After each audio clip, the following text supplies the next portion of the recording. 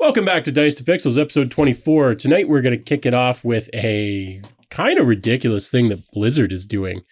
There's a new Diablo IV sort of merch box. You may have seen this. It was announced a few days ago. It's $100 US, and it doesn't come with the game. What? It comes with a bunch of basically it's a collector's box minus the game, which is a little weird. But I'm not sure I hate it. I don't think I actually hate the idea. Well, see, if you're buying something that's like a Diablo, a Diablo 4 limited collector's box, in my opinion, it should come with a copy of the game, whether that be physical or digital. But if you're spending close to what the game would probably cost, right? But I don't know. It's kind of weird. This is kind of a weird one because according to this, so you get all of these items with it: a candle of creation, the occult mouse pad, a cloth map of sanctuary, pin of the Herodrum, Diablo 4 collector's edition art book, and matted fine art print that's like 18 by 10. Two of them. So, Sarah, I'm gonna say one thing and then I'll get back to you. Yeah. So here's what I don't hate about it. Because they did this, from what I can tell, at least looking at their website, the game bundles, so like the Ultimate Edition, for instance, is just the game and the actual like game unlocks that it would normally come with. Yeah. So what they seem to have done is basically separated out the digital benefits that you would normally have gotten in the collector's bundle from the actual physical accoutrement. Mm-hmm. So if you just want the digital stuff, you can just buy the digital stuff. If you want the physical stuff, you buy both, I guess. Of course, the catch is that I'm pretty sure the cost of both of them is like twice as much as it used to be. So they're not doing anybody any favor. No, I think that's where my unease comes from, I guess, because like the physical stuff is kind of neat, but like, why would I spend $100 on all that stuff plus $100 on the game itself? Yeah, I actually didn't see what the cost of the Ultimate Bundle is, but I'm sure it's a lot. It's $129 Canadian, so probably around $100 American. Yeah, I wonder what I should have looked this up before we started. I have it up. So the Ultimate Edition will get you Diablo 4 for BattleNet, open beta early access, a light bearer mount, Diablo 3 Inarius Wings and Inarius Murloc pet, the World of Warcraft Amalgam of Rage mount, Diablo Immortal Umber Winged Darkness cosmetic set, up to 4 days early access to Diablo 4, the Temptation mount, a Hellborn Carapace mount armor, and an accelerated seasonal battle pass unlock, which includes a premium seasonal battle pass unlock plus 20 tier skips and cosmetics, and the Wings of the Creator emote. That is your Ultimate Edition. So that's all fair. That's actually not what I was going to say. What I was going to ask was, I should have tried to figure this out. I'm looking it up right now, see if I can find it. We'll probably drop it in the description, or you can find it yourself. I was wondering how much the Diablo 3 collector's box cost at launch. Because it came with less physical stuff. It came with some, but less physical stuff. And all of the, it looks like it was $99 US for the Diablo 3 collector's box. That makes sense to me because I think I got the World of Warcraft Cataclysm collector's box too when it came out, and it was probably roughly around the same in terms of Canadian dollars. Yeah, I was curious because, if it had been $200, then the combination of the two at $249, that's not so unreasonable. Yeah. But it sounds like this is basically twice. Well, we'll call it twice because it comes with a little bit more stuff. Yeah. It sounds like this is pretty much twice the cost of the last version. So that's pretty gross. Yeah. I like the idea of separating them out. I honestly do, because I would not care about the physical stuff, but I might be interested in the digital. But $250. Yeah, like a lot. You get a lot of goodies for the digital version of it, but that's you do. Yeah. Yeah. Still a lot. Yeah. Yeah. So anyways, that's the Diablo 4 Collector's Edition. Just be aware that if you go ahead and find the merch box on their website, it doesn't include the game. You will also have to then buy the game. So, although it's not like, what was the game that we were talking about a few weeks ago where it was War. shipped? God of War Ragnarok. Yeah, God of War Ragnarok, Yep. where it accidentally didn't have the game in it. yeah, it was supposed to have the game in it. Yeah, no, well, that's what I wondered when I first saw the headline, because it was a little ambiguous, the one that I saw first. I wondered if that had happened again. And then it's like, oh no, this is like intentionally doesn't include the game. This is just a merch box, which I think is fine. Like, it comes with a bunch of stuff. Like, I actually don't think the price that they've assigned to it is unreasonable for what you get. Like, you're getting a bunch of shit in that box. So I don't think it's crazy. The fact that the ultimate edition of the game is also $149 is a little wild. So yeah, it's I don't know. I'm kind of past the like, I guess the big collector's boxes like this, you know what I mean? I think the last one I ever bought was for Arkham City, and it came with like the game case was a book that had like a bunch of art and all that stuff in it, but then it also came with like this little Batman statue. It was a nice statue too. Yeah, I still have it. It's at home on my guitar amp. So, but yeah, like it was. I think that was the last one that I bought that I was actually interested in, because I mean, like, I don't really want all this stuff.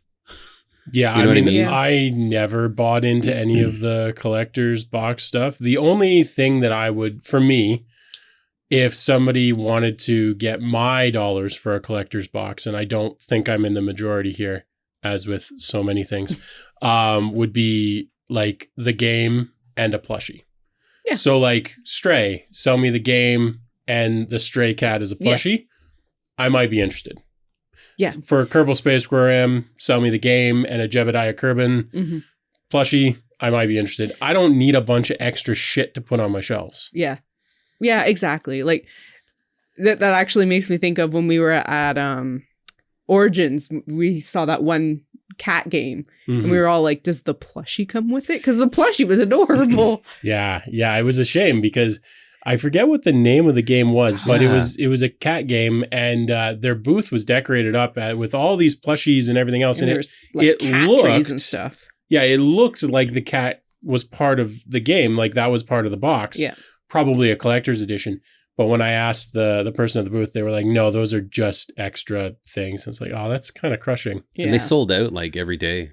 I think every day, they, whatever stock they had, so we couldn't would even sell get the out. game that day because it looked like a good game. Yeah, they were sold out, or else I would have bought a copy anyways. But yeah, they had already sold out for the day. So. Yeah, the only, and when you were saying about the game and a plushie, when WoW started doing the buyable pets, there was the Griffin and the Werevin, where you'd get the pet and then you could also get the plushie as well. That's I think another comparable thing. Yeah, I think the other reason that I like the plushie, that I would be willing to do a plushie, is you can always give it to like a niece or a nephew or something. Yeah. Like you can hang on to it for a little while and then give it to somebody who will exactly. Like, yeah. I don't know. I don't need a lot of plastic nonsense on my shelves. No, I have enough Transformers that take up that real estate. So, yeah.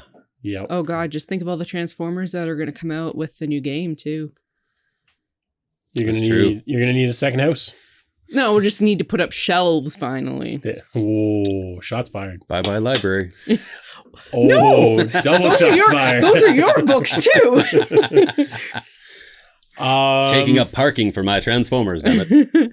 So, in case anybody wasn't aware, who cares? Vampire Survivors DLC was released yesterday? Yesterday. Yeah. I bought it today because I forgot that it was releasing yesterday. I have not played it yet. I'm going to play it this weekend, but I mean, it looks a lot like Vampire Survivors, oddly enough. Yeah, I think it's just more with the Japanese theme to it. Yeah, I bought it yesterday, and I think you need to unlock them because I didn't see anything in the screen at all yet. I think you do. I will let you know because I had basically everything unlocked. Yeah. As soon as I open it up, I'll let you know. Okay.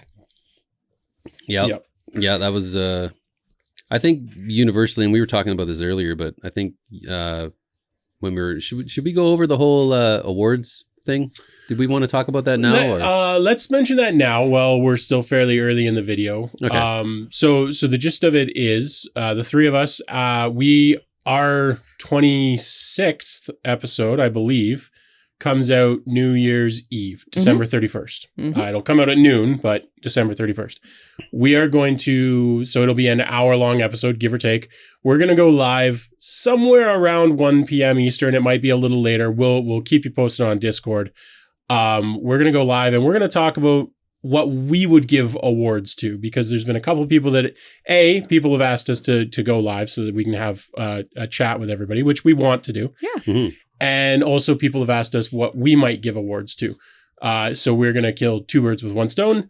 New Year's Eve, like the day of New Year's Eve. So we were not going to do it at midnight or anything like that. It's going to be like 1 p.m. Eastern, something like that. We're going to go live for a little while, and we're going to talk about awards. Yeah, you'll be able to watch us while you either prep and get ready or pre-drink for your New Year's Eve party. Yeah.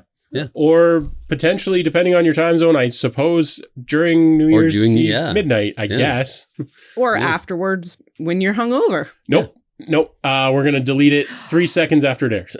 Well, fine then. If you're close to midnight from where you're from, we could wait until the stroke of midnight to announce our game of the year, and that would ring in your New Year. Yeah, maybe we'll aim to announce it at exactly 2 p.m. or something. Yeah. We'll build up to it, announce it at exactly 2 p.m. so that somewhere it'll be midnight. I think that should work. Anyways, yeah. Unrelated, just for anyone who's interested, anyone who might not know about this, I've told a few people about this and they didn't know it existed. So sort of a public service announcement if anyone's curious or interested. We're going to here at my place, we're going to do the Thanos Snap New Year's, where you start the end game, Avengers Endgame, at the exact. Well, you can do one of two things. You can either do Infinity War, where Thanos snaps everybody away at New Year's, or you can do Endgame, where Downey Jr., Iron Man, brings everybody back at New Year's. You can find the timestamps for either one of those online very easily. And the idea is that at exactly midnight is when the snap happens. So we're going to do one of those two. I think we're going to do the Thanos snap, but we'll see. Yeah. It's better. It's better. Yeah. So if you're at all interested, there's other movies that do similar things. So if you're curious about that kind of thing. The Death Star blowing up in Star Wars. Yep. That is one. I've seen that timestamp. Yep. Or the Death Star blowing up in Return of the Jedi. Or the Death Star blowing up in Episode 7. Or, what's some other ones? When the White House gets blown up in Independence Day. Yep. Yep. Absolutely. So anyways, if you didn't know that that's a thing you can do, there's a whole bunch of movies that you can use for your New Year's Eve. We're going to set up, I think, the Thanos Snap this year for funsies. Sounds like funsies. Also, I recommend from the board game side of things, there are certain board games that are timed, and you can start those at obviously whatever time maps and finish at exactly New Year's as well. So if you're on the board game flavor, try that out. That's cool sounding. What kind of games would do that? There's a few like dungeon escape sort of games that are time limited to exactly X minutes. And however far along you get, that's how far you get. Most games you can end early, so it is a limited set. And I don't remember clearly enough to give examples, but maybe next week I'll have some examples. How about that? Christmas you flame. can Google them. Our Christmas episode. Yeah. Yeah. Yeah, because it's the 24th. Aye. Christmas Eve. Yep. And then New Year's Eve. Yep. We nailed it. Hell yeah. We did good. We picked a good year to start. Yeah, we did. And a good time to just randomly start on Saturdays. Yeah. It worked out well for us. Yeah. I'm sure next year it won't work out. Nope. No. Oh well. But I am looking forward to the Christmas break because holy crap, am I able going to be like get through some backlog games and stuff? I was going to say, why don't we just, because I'm sure other people are also prepping their list for the holidays. We're going to play through Wonderbook for sure. Yes. Yeah. Hell yeah. Yes. Yeah. And I'm not going to make any crazy promises that we're going to video and like film and edit or anything like that, but we will take at least some pictures, maybe some like really quick short videos, and we'll throw some stuff up throughout the break. But Wonderbook is definitely on the list. Oh yeah. That's like by far and away, that's one of the most, I'm gonna say it's probably one of the most revolutionary like board games I've seen. Like just for the concept of it being a pop-up book, and that's your game board, and it constantly adapts and evolves to the as you progress through the game. Yeah, well, it's definitely, I would say hands down, it's the most innovative board. Mm-hmm. The game itself has a lot of elements that I think are somewhat similar with other games. That's what Yeah. I meant. No, I know what you meant, but Yeah. definitely hands down the most innovative board. Yeah. For sure. Yeah. And then we might get ballsy over the break and open up Madara. Cool. I don't know. That's a pretty strong commitment. I don't know if we'll get there. That freaking box doubles as gym equipment. Yeah. Like seriously, it's a heavy freaking box, but I remember we seen that at PAX last year, and we were like, just the art style of the game and just the setup of it looked so cool that we regretted not picking it up then, but happened to find it, here in Canada. Yeah. So just randomly saw it one day. Yeah. And then we'll buy this. Yes. So that if we open that up, that'll be the big thing for the break, but that might be too much of a commitment. Oh yeah. But video game wise, holy crap, there's a bunch. There is so many freaking games. What do you give us? Give us a few. Give us two. Okay. Well, right now, I started playing a game called High on Life. It came out, it's on Game Pass. So it's the beauty thing of Game Pass is if you're unsure and on the fence about wanting to buy certain games, having this service just makes it like so much easier to, pick and choose what you want to get. So I downloaded this game. It's by the creators of Rick and Morty. And it's developed by Squanch Games. It's basically a first person shooter, but oh my frigging God, is it funny. Like it is so funny. It is so freaking hilarious. The gameplay is really good. Like the actual shooting mechanic, the story, the conversation, like I can't replicate it and do it justice. It's something that you literally you have to play. And if you don't mind cursing. Yeah, if you don't mind cursing. It's really funny. But I will say, when you start it, don't be thinking oh, what the hell? This isn't the game that I bought. It's how the game starts. I will leave it at that. But it is, insofar as video game intros, I was dying laughing playing through this intro. Mm-hmm. And then even when I got into the game itself, I just the tutorial thing. So your gun that you have, they're called Gatlians. They're talking weapons. Living weapons. Living weapons. They're living guns. So as the tutorial goes, when you first get this gun, this thing's talking to you, and it's basically poking fun at the game. It's just aim down the sight, and if you keep shooting, it's or don't. You can just ignore me and just blah blah blah blah. But then when you finally aim down the sight, the thing squints its eyes, and it starts oh hey, yeah, I see you looking at me now. Yeah, I can see the white of your eyes. You look so pretty. And it just throws you off because you're sitting there trying to shoot dude like aliens, but this thing's just sweet talking you the entire time. So I'm dying laughing. It's really quirky. It's fun. It's a lot of these reviewers, and this kind of annoys me because a lot of reviewers are giving it a shitty rating because of the humor. Yeah.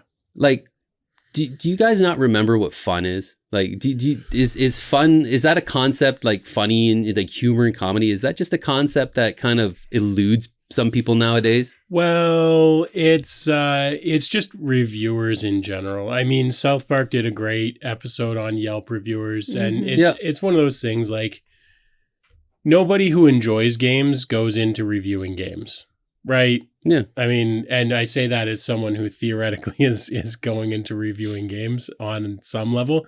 But for me, it's never about reviewing a game. It's all about relaying an experience. And I would never shit on a game because I didn't personally like it. Yeah.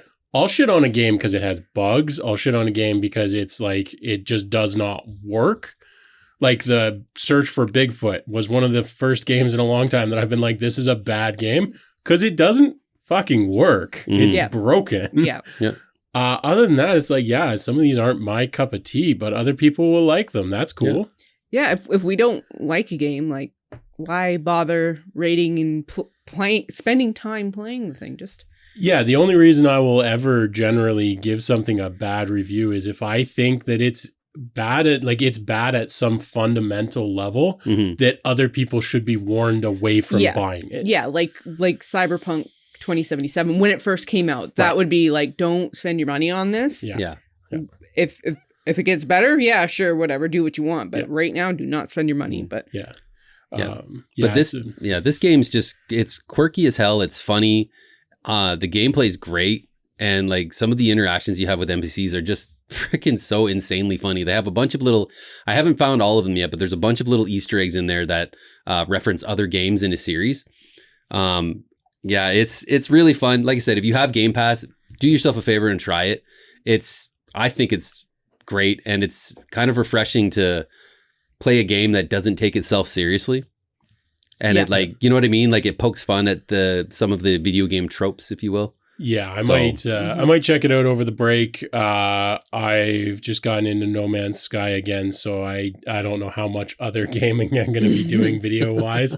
But I loved the South Park games, and although I know it's a very different style of game, like it's the same. It sounds very similar in terms of the humor is the first and foremost part of the game.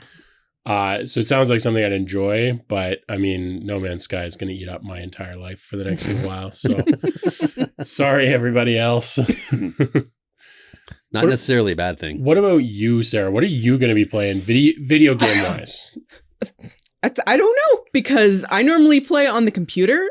And because we have Xbox through the computer, and that's what Chad's using for games right so you need now. to borrow the Steam Deck over the holidays. Well, there's also the PlayStation 5 and Mass Effect is sitting there waiting for me, so I may dip my toe into that. If you want to borrow the Steam Deck, let me know. Well, I'm going to be mostly playing No Man's Sky on the computer. So, although I got to say, it runs pretty well. Well, actually, no, it runs great on the Steam Deck. The fan spins up quite a bit on the Steam Deck, but it runs great. My buddy Aaron, actually, that's what he's playing on when we do multiplayer. Which, by the way, if you're playing No Man's Sky, because of the way the world works, I'll post the coordinates of at least some of my base and stuff in Discord somewhere. If you want to come and find us and even potentially play with us, we've been playing Thursday nights. I don't know what the group size limits and everything are, but generally speaking, I'm open to hanging out with people. Cool. I also started. I finally got Evil West. Okay, and it was the cowboy vampire killing game that came out a few weeks back. It looks amazing. Gameplay wise, it kind of reminds me of a faster paced, the newer God of War games.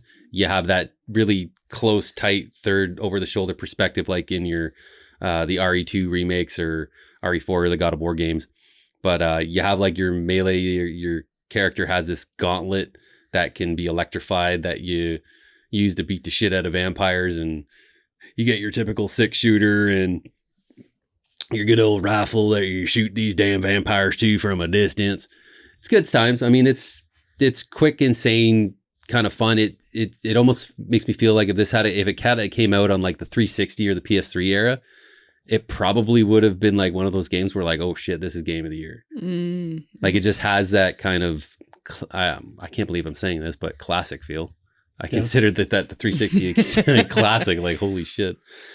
But no, it's fun. So that's another one like I started, and I'll probably finish over the weekend. Yeah. It has a great soundtrack too. Yeah, the soundtrack's sweet. Yeah. It's got that old Western kind of, it's like an ominous kind of Western twangy freaking soundtrack. If you've ever played Bastion at all, it actually, that was my very first thought, was like the soundtrack to Bastion. So yeah. Cool. Oh, there's a random ass question that I've meant to ask like 5 times and I've never asked. Have either of you ever bought a soundtrack of a video game? Yes. Yep. Which ones? World of Warcraft. Really? It came with the collector's edition that I mentioned earlier. And then I think it was before Spotify was a thing, so I'd bought the Wrath of the Lich King soundtrack as well. Cool. Yeah. They're very good. And I use them still when I'm like reading books and need to tune out the rest of the world. Yeah, I believe it. Yeah. Yeah, that's cool. What about you, Chet? Castlevania Symphony of the Night. I'm shocked. Metal Gear Solid, because actually, Metal Gear Solid 2 should have been the one that I got, because Harry Grayson Williams, he's done soundtracks for like a lot of Tom Clancy movies, and I think The Fugitive. I think he did The Fugitive, I think. Okay. But he did a really good soundtrack in Metal Gear Solid 2. But I got Metal Gear Solid 1 because that music's just iconic for me. And The Messenger. Oh, yeah. The Messenger has a great soundtrack. And It really it's each level, because the whole thing with that is you can switch from an 8-bit to a 16-bit visual style. And in the game, it's considered like time warping. Oh. But the music changes. So like it's in the 8-bit, it's like your basic like NES kind of 8-bit music. But when you cross over and it's like instant, it adds a bunch of different sounds and like synth and all this stuff. But it's the same song, just more to it. That's cool. And the music, the songs are catchy. Like I'll be playing the game and you'll see Sarah kind of like bopping her head and rocking out to it and stuff. And I'll be like whistling it, you know, just out of the blue. So yeah, really catchy tunes and stuff. So nice. Yeah, that's awesome. Yeah, I don't think I've ever bought a soundtrack, and not for any good reason either, because I actually like game music, and I will sometimes play what I assume are bootleg playlists of like old like NES game music and stuff from YouTube. I'm sure they're not actually legal, but they're uploaded, so whatever. So what video game soundtracks would you buy? Oh, I don't know. That's a great question that I don't have an answer to. I like some of the No Man's Sky background music. It's very, very like low key. I like some of the old stuff, like NES type games, like the polyphonic stuff. That's that they really spent a lot of time researching the concentration impact of. I don't know. You think back on like all those games, like the Super Mario, you know, like so fucking memorable. Any like the Castlevania stuff, the Mega Man, like holy crap! Like most of my freaking life I've lived like, and I would hear something in my head, or I'd be doing something, and in my head all I'd hear is like and just like rocking out to Mega Man tunes, you know? Oh fuck! Now I want to play Mega Man. I've never played Mega Man myself, but I've never actually sat down and really watched Chad play too much of a level. But the amount of time that he has played Mega Man while I'm doing other stuff, it gets stuck in my head, that music. It is so good. Let us know in the comments if Chad just fucked you over too. Oh man. You know what? My buddy Jim and I, and then this used to be our routine is whenever a new Mega Man game would come out, Jim would rent it or I would rent it. And then we would go either to my house or Jim's house for lunch from school. We would play it all throughout lunch. Sometimes we would beat the friggin' games, but it's like trial and error. It's like, oh, okay, we're going to start here and see what we can do. But we would get them and we would beat them. Like we would finish the games together. And then I think we did that with all 6. If I'm wrong, Jim, correct me, but I'm pretty sure we did.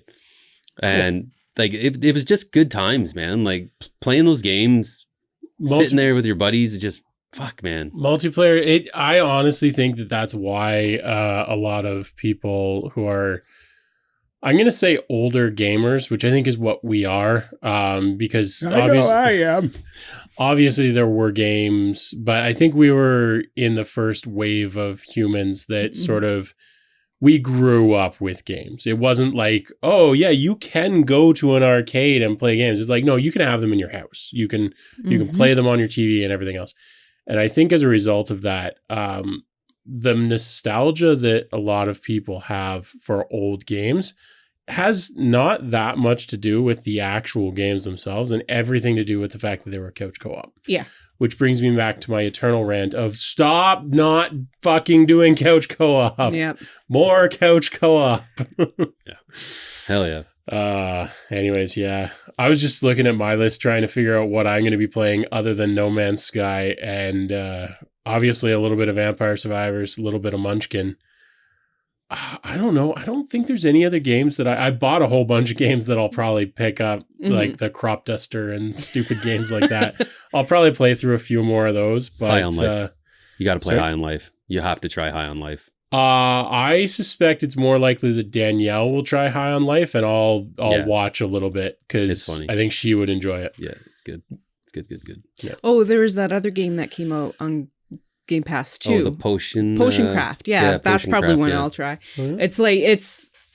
It's like an old timey alchemist simulator type thing. It was in early access for a while on Steam. Full 3D, or what are we talking? Should I just look it up? Yeah, it's on. They kind of look like old. The graphics style, it kind of reminds me of like old diagrams from like old books. But yeah, like old textbooks and stuff. Yeah. Yeah, like that parchment kind of yellow with the black ink.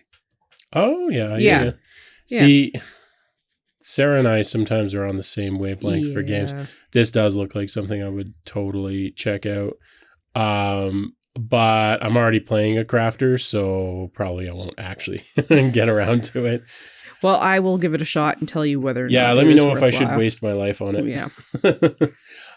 We're gonna at some point we're gonna play some more Grounded, I bet, over the holidays, because we had some fun with that. Yes, we did. Yeah. I actually haven't picked it up since that night though. I don't think I've played it since that night either. But it was fun. Yeah. We built some stuff. The spiders did not bother me at all, really.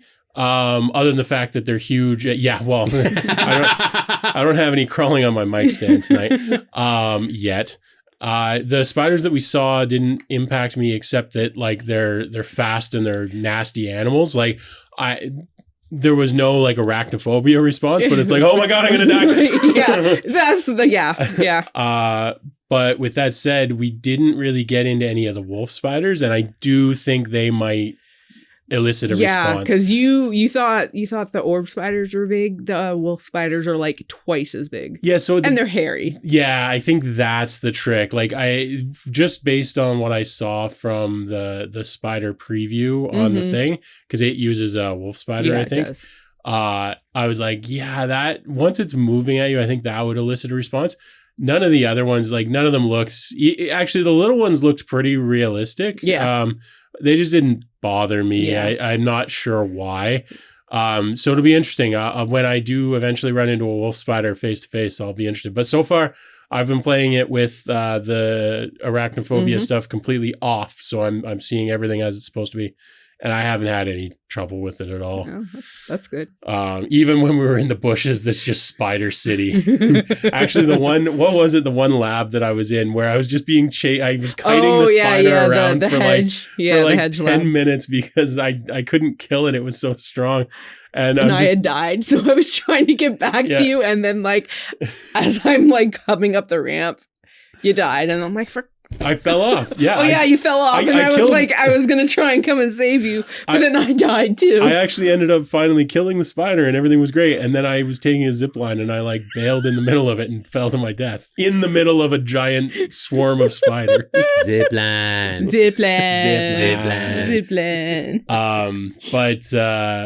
But yeah, no, even in Spider Hell, it didn't bother me at all. So I don't know what it is. Maybe just it's a game and I know that, or I don't know. But they did not elicit any response from me. Yeah, because you even went into the giant spider nest that I wandered into there. Yeah. Nothing bothered me in the least.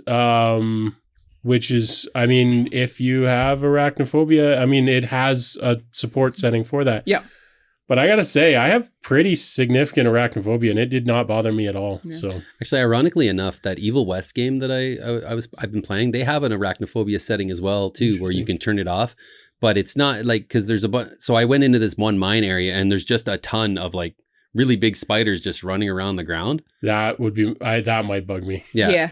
And but I guess they have a setting where you can turn that off and it just removes them from the game. Yeah. That sort of thing might bother me. Yeah. I'll tell you the thing that bothers me the most that of anything is when TV shows, even actually Archer in the most recent season, they just did like, it's obviously animated, but like spiders like crawling on people. It's the legs. I can't do it. I can't do it. Even animated, I can't do it. Yeah, no, I get that. I don't have arachnophobia, but like bugs crawling on. My sister-in-law, she's got pretty bad arachnophobia too. But you ever see that that CG animated cute spider The one that that's voiced by like a 4-year-old. Yeah, I think Okay. I have. And yeah. like you'd see it running around the table, and then its big googly eyes, and it's like, "Hello, please don't step on me," right? So I seen this video, and I'm like, "Oh, that does look cute," and I sent it to her, Nope. and right away I was like, Yeah, no, anything like that, no dice. Because a lot of it has to do with the movement. Yep. If the movement it looks real enough, then it's that'll That get makes you. sense. Yeah. Um, So how do you deal with WoW spiders then? Because there's a lot of spiders. So interesting. And Danielle has actually asked me this before. I don't know what it is because obviously it's like unconscious. It's not something that I see a spider and then become afraid of it. It's literally like if I see a spider on a screen or anything like that, my instant reaction is panic. Yeah. And then sensibility can set in. I do not get that trigger ever from, I have never gotten that trigger from any video game in terms of like WoW or Diablo or anything like that. There was like the arachnophobia video game that I very foolishly picked up for like 5 seconds. That did it because they are meant to look photorealistic. WoW spiders, everything else, Diablo 3, like the whole spider den mission and everything else, no reaction whatsoever. Because I think the movement is just not correct. Yeah. So, because I've had people, including Danielle, ask me that, and I'm just like, I don't have a reaction at all to that. I don't know if that's intentional, if they like do work if they have somebody on staff that has arachnophobia that's like not like that. But those games have never triggered me in any way, shape, or form. considering that they don't look as realistic too, like the graphical style of them as well. I think that's part of it. Yep. Yeah. So, but it is interesting. I can like my brain, before I even process that it's seen something, it's already determined whether it's like an ant or a scorpion or anything like that. No reaction to those.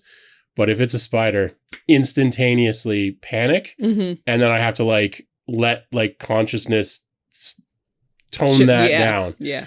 My buddy, total non sequitur, not related to gaming, but my buddy at work one year, this was several jobs back, found out that I had arachnophobia and sent me a giant picture of a Goliath bird-eating spider. Oh, that was the whole email. And I just like, you bash. So I just printed it out, put googly eyes on it, and just plastered it all over his desk later that day. I'm like, you bastard. But most video games, including Grounded so far, no reaction whatsoever. Yeah. So, Interesting. yeah. Well, I mean, like I said, when the graphics have that cartoony kind of, I think it has to help at least somewhat. I think it's mostly about the movement. If the legs don't move in the actual spidery way, I think that's what makes it not. It'd be kind of similar like with snakes, like how they kind of move and stuff. The whole like slithery, like because it's not convincing. Yeah, I'm really not good with snakes at all, but like doesn't bother me in games ever. Yeah. And I think part of that is that I like, obviously I have no idea how the brain actually works on this, but I think part of it is like if you enter a game and it's like a gradual thing where it's like, oh, I'm in the jungle. I'm in like a world where ants are the size of pickup trucks or whatever. Your brain has a chance to kind of like get into that mode. And it's like, okay, everything we're seeing here is fake. It's fine. We don't need to be scared about it. So I think maybe that's part of it, but I honestly don't know. I can tell you that there has been video games that have bothered me. And obviously any real spider on like a mini TV or movie or anything like that bothers me. But even the spider scenes in Lord of the Rings don't bother me that much. Yeah. And they're about those pretty realistic. Yeah. Harry Potter spiders bug me. The whole, all the spiders flocking in the forest, those bug me. Yeah. No, spiders don't bug me at all, but I don't like those ones either. Well, there is a level at which my discomfort and a normal person's discomfort balance out. It's that scene. Yeah, it's when spiders are about that big. I think my reaction and a normal person's are about the same. Oh, neat. Yeah. I'm going to go the other way now. Yeah. All right. Well, now that we've exhausted the spider topic. Yeah, right. For real. I've got like bleh in the back of my throat because we've been talking about bugs so much. And all I can think of is creepy crawlies crawling on me. Apologies if we've just triggered people at home. So let's go from that blah to this other blah. Last week you had mentioned near the end of the show, because we talked pretty much the entire time about the Game Awards. Yes. You wanted to bring up something about the Blizzard Microsoft acquisition. Yeah. So I brought it up very briefly. Basically, I want to say FTC. Yeah. Is suing to prevent that acquisition, which is interesting because it doesn't make any sense to me. I'm not a lawyer, obviously, but it doesn't make any sense to me except as like a budgetary move.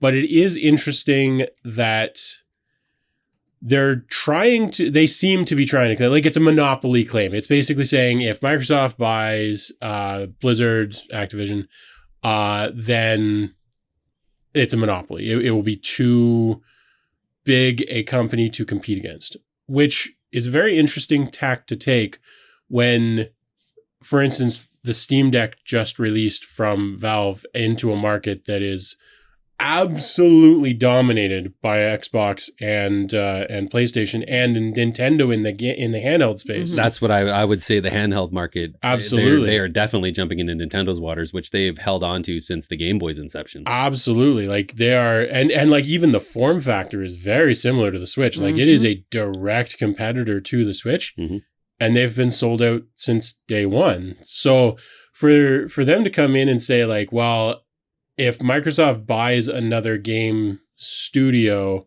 then they will be a de facto monopoly and nobody can compete against them, is one of those like, I cannot imagine how that would possibly win. Well, but with Activision Blizzard, it's not like a studio. You're buying the publisher, which has like a ton of different studios under its wing, right? Sure. It just so happens that this acquisition basically entails a lot of like the mainstream popular games, like your Call of Duty, your World of Warcraft. They've already bought Bethesda, which, I mean, there's your Elder Scrolls, your Fallout, your Starfield that's coming out soon. Yep. So yeah, I mean, I don't really care, honestly. Yeah, I first of all, I don't care. Yeah. The only reason I care at all is because it's interesting that this is where they're drawing the line. Yeah, right. It's like, yeah, but like Blizzard can buy Bethesda, for instance. That's okay, but Microsoft buying Blizzard is not. It's like Microsoft as a game. Microsoft bought Bethesda. Sorry, that's what I meant. It's like they can buy other things, and Blizzard can own everything in the world, but they can't merge those two. And it's like, why is this the line? Why does that matter? And also from Microsoft perspective, they've made it very clear that their play is to bring PC and console gaming, like to bridge that gap, to make that gap go away. Yep. If Sony wants to continue making their own console that doesn't partake in that ecosystem, more power to them. But I guarantee if Sony went to Microsoft and said, hey, we're going to make a new console that plays Xbox games, that like you can use your Xbox Game Pass on, I'm willing to bet Microsoft would be like, great. Yeah. Because now we don't have to make another Xbox. Yeah. And it's kind of funny too, because do you remember when the Xbox first made its jump into, like when they first jumped in with the Xbox and everybody thought like they were just going to fucking crash and burn. And they, to be honest, from a financial perspective, they did. They lost so much money. And then the 360 came out. And they started making money and now they're doing quite well. But at the same time, like. But it's funny though, because at that time with in my opinion, when they released the original Xbox, I felt it was the superior machine technically. Oh, I think it was. Yeah. It had the PS2 beat by leagues, and the GameCube couldn't compare to it. Like the Xbox was the shit. Yeah. With the Xbox Live introduction, it made it the viable choice. Yep. Especially when they redesigned the controller. Yeah. When the 360 came out, I think they really got lucky because the PS3 really shit the bed. Well, the PS3 was the cell technology, right? Which was so hard to write games for. Yeah. So, and that really burned a lot of developers hard. So they were and the 360 got a ton of really great games. But Nintendo, I think the Wii came, like halfway through it all. Yeah. I mean, I think Nintendo's playing in its own sandbox anyways. Mm-hmm. So, But I just find it funny that like here's this big conglomerate that everybody thought was gonna just never make it in the video game industry, and here we are like 20 years later, and they are doing quite well. I mean, they just wouldn't take no for an answer. No, and I mean, like eventually that'll work. I mean, they were involved in the Dreamcast to some degree as well. That's true. Windows, the operating system. Yeah. They had a hand in Dreamcast. Yep. That's sort of where it all started for them. And that's why the Dreamcast is actually one of the reasons why I think if Sony would play ball, that Microsoft would probably be okay with, I mean, maybe not now because the Xbox is kind of the better system now anyways. Mm-hmm. So maybe not now, but I think there was a time at least where if Sony had played ball and just said, we'll make it so that people can play Game Pass games on the PS4, 5, whatever. I think Microsoft would have been like, cool. That saves us from having to do hardware. Because I don't think they necessarily want to. I think they just want to be able to give people the gaming experience that they want anywhere. Yeah. I think that's all they actually want. As evidenced by the fact that it looks like, Steam Decks, whether officially or not officially, are, they're going to play Xbox Live games. And like Microsoft clearly wants you to just play their games anywhere. And I don't know. It seems weird that suddenly this is the line that gets drawn around new games. It's like indie publishers have proven time and time again that you don't need to be a massive studio to make a shit ton of money at games. Yep. There's no angle from which that lawsuit makes sense to me, except it's going to cost a huge amount to litigate, and it's going to use up a whole bunch of budget that they're going to get again next year. Yeah. That's the only reason I can think of that they're suing. Yeah. But it'll be interesting to follow. I kind of think it's just something that's going to happen sooner or later. Like you're going to get Xbox Game Pass on a PlayStation system. I think it's bound to happen. We talked about Nintendo. Yeah. Xbox stuff going on to Nintendo, and you're already seeing it. Ori and the Will of the Wisps and. Mm-hmm. Yep. Those are Xbox games that you can play on your Switch. Yep. So. Oh, I don't think it's very... I think two things. I think that Nintendo is playing in their own sandbox. Yep. And I think that Nintendo is also, at this point, I think that they would be fairly happy just being a game service company. Yeah. I don't think they give a goddamn about hardware at this point. They just keep experimenting with new kind of cool stuff. Look at Sega. Yeah. Yeah. I mean, Sonic, you could play Sonic. Whoever thought back in the day, playing on your Super Nintendo that, one of these days I'm going to play a Sonic game on my Nintendo system. Sure. Yep. Here you are, right? Yeah, like it's just the way Nintendo is positioning themselves. And it's the same sort of thing that Microsoft is doing. It's just everything's about the service. Everything's about subscribe to our online thing and you can play your Nintendo games and you can play the whole catalog and it's great and it's amazing. And I think that's where they see the money. Mm-hmm. And whether they're right or wrong, I think that's where they're going to put all of their focus. And Chris Pratt. Yeah. It's a me, Mario. Yeah, well, obviously terrible movies are... Yeah. Fucking terrible movies. Why can people not stop making bad movies about video games? I don't get it. It's because, like, from the clips that were on during the thing, it just looking at it, like, it doesn't look super terrible. It just looks like another kid's movie. That's all it looks like. Fair like enough. You could take the plot and just slap it on any any characters in there and it'll just be the same. Yeah, fair enough. Yeah, just trying to get kids familiarized with games more so than they already are. Get Bobcat Goldthwait this fucking do Mario. This is me, Mario. I don't know. Just make a good fucking video game. Make Mega Man the movie. I don't think they do that well, though. No, it's called Iron Man. It did great. No, the original Mortal Kombat movie. It was okay. I think that was pretty much a pretty good move for a video game adaptation of or a movie adaptation of a video game franchise. I think that original Mortal Kombat movie pretty much fit that T perfectly. It was a fighting tournament and they had a fighting tournament. Yeah, it was all right. Yeah. But I would watch a Mega Man movie. Like, that would be cool. Mech suit, big tanks, future stuff. Is he just playing through the levels? Sure, why not? 8 bosses in 2 hours. Just watch Chad play it. No. I could dress him up like a Mega Man, too. Listen, if we can have a live I'll even make action... it authentic, and I'll just be like, Dr. Wily, I'm coming for you. If we can have a live action Lion King, then I can have a live goddamn action Mega Man. But was that really live action Lion King? No, and it was terrible. Yeah. I didn't even watch it, and it was terrible. That's how bad it was. No, yeah. No, the animated original version is definitely better. Yeah. It was a remake that didn't need to be done. No. Sonic the Hedgehog. They did the live action Sonic the Hedgehog. That was terrible. Like, even the plot of that. I didn't watch it, but just the plot they did of that do that. I was like, wait, there was one? Jim Carrey played Carrey. Dr. Robotnik / Eggman. Yeah. Just the plot of that movie was atrocious. Forget the actual terrible animation and everything else. Just the plot was atrocious. Well, I mean, there was never much plot to a Sonic game anyway. Yeah, that's why I'm like, Mega Man, how?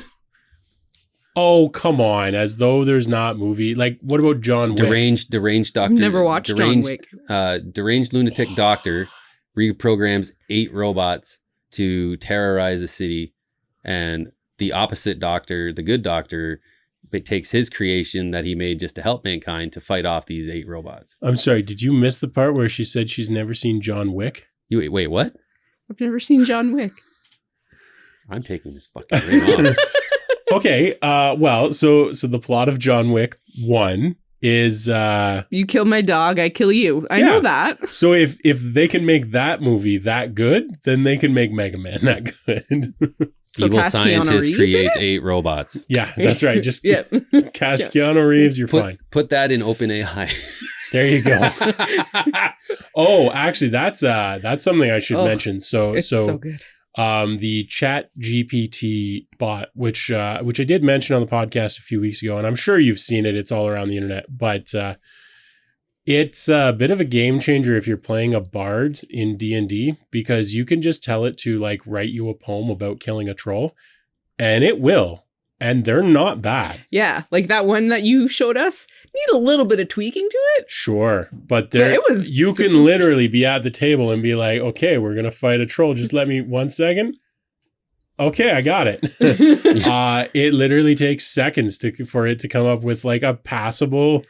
And you can ask it for like limericks and like all kinds of haikus and weird shit. Yeah. And they're decent. I mean, you do have to give it a little bit of a zhuzh, but they're good. Good enough. Yep.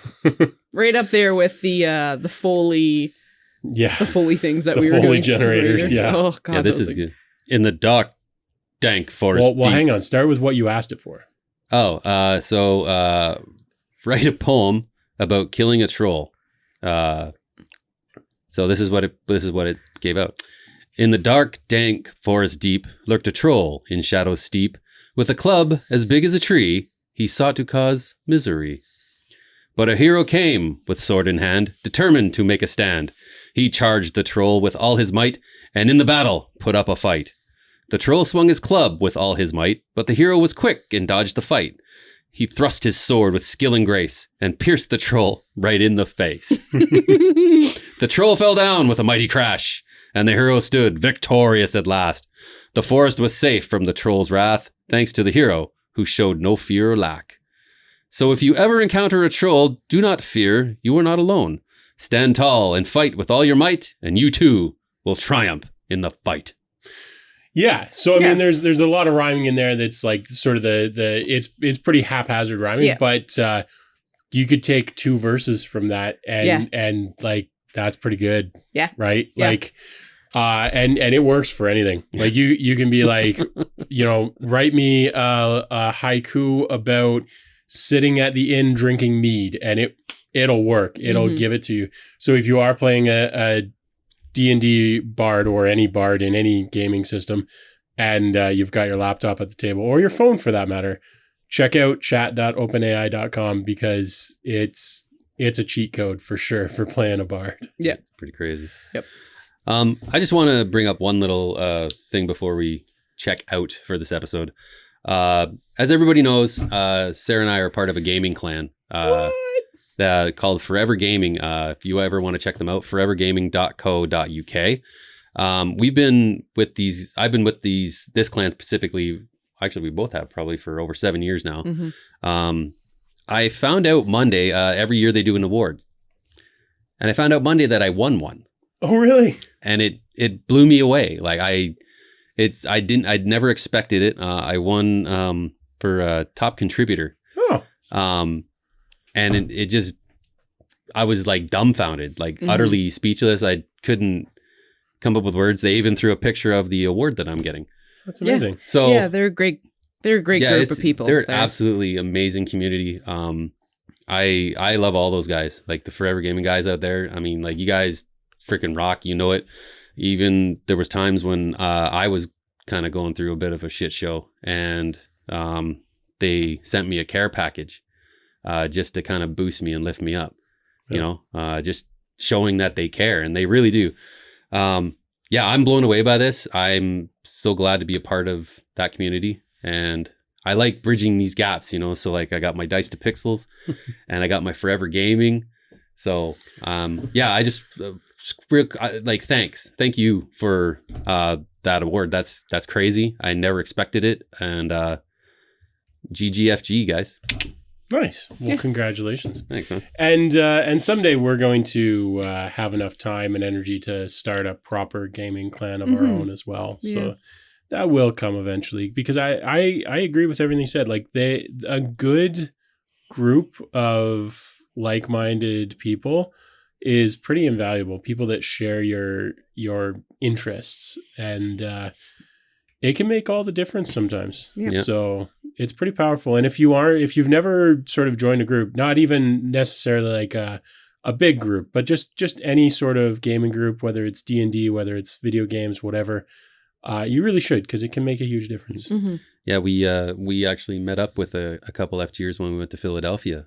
We met our friends Carl and Law. Yeah. We met them at the hotel lobby, and we had a few drinks and just talked, and it was great meeting them. And I know Lee, my buddy Lee, he's the guy at the top of Forever Gaming. Okay, he's the champ, man. He's a great dude. Yeah. And I know he's chomping at the bit to get us over there to do some visiting and stuff. So I think that's the goal right now.